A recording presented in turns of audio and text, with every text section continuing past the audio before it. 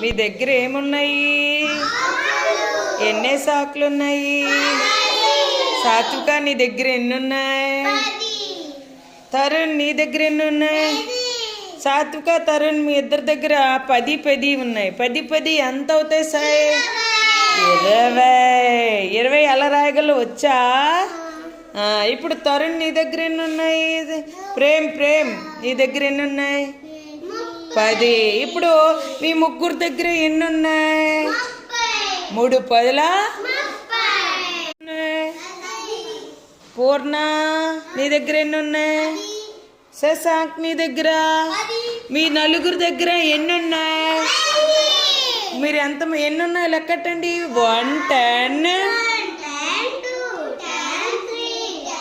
4 10 ఎంత ఉన్నాయి మీ దగ్గర? మీ నలుగురు దగ్గర ఎన్ని? 40 40.